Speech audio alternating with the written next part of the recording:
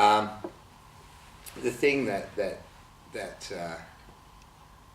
really attracted me to the course, because as I mentioned, I followed many different spiritual paths, and any bona fide spiritual path, the commonality is that it's based on some kind of a discipline.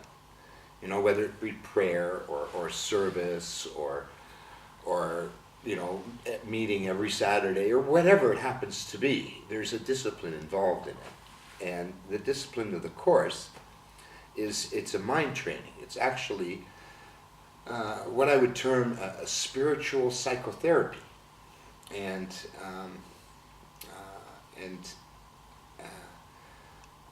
the vehicle that it uses as a the vehicle that it uses to I guess bring us home or make us awake is our relationships with each other. So that's the other difference that I find between this and most spiritual paths, is that the whatever the discipline is, it's usually something that you do alone or in silence or in meditation, whatever, but you're on your own, kid. Whereas this uses our relationships, not just with each other, but our relationship with money, our relationship with our relationship with thoughts, our relationship with books, our everything is a relationship that we have.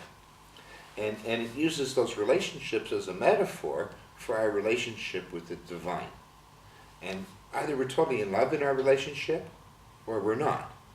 And where we're already in love in our relationship doesn't really need our attention, because it's already in alignment with what's true. It's where we're not, where we think something else, where I think you ought to be different, or I think I should be making much more money, whatever that I think ought to be other than what it is, and where I'm not completely in love. That's the invitation to look at, so what's really going on here? What am I afraid of? Because anything that's not love is fear. And fear is just something I make up. And yet, we're convinced and trained to think that fear is something that, comes from, terrorists or from the government or from whatever, from somewhere outside of me. And this turns everything around and makes everything my own responsibility, which really means that if I can get up behind the fact that I've created this myself, I can also uncreate it. As long as it's happening to me, there's nothing I can do.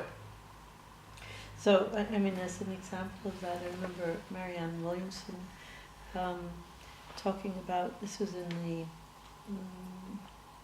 I guess it was the late 80s, whenever we had that first recession. And she said, people think that they're depressed because we're in a depression, a financial depression.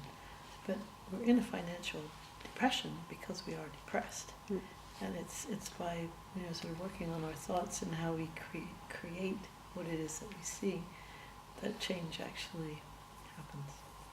But I think we should stop talking. Well, that's nice. I'll have just one more thing to say. Okay. Which comes down to that this course, and this is kind of why I really like that this book is upside down.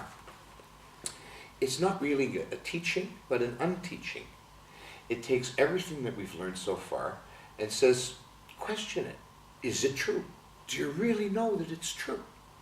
And, until we actually do that, if we just take things for granted and we go, well, it must be this way because it's always been this way, then nothing ever happens. But as soon as we actually ask the question, the truth is always there for us to discover if we but legitimately ask a question about it.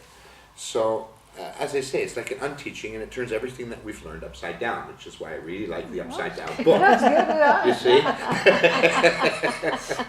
Yeah. Well, that's about all I wanted to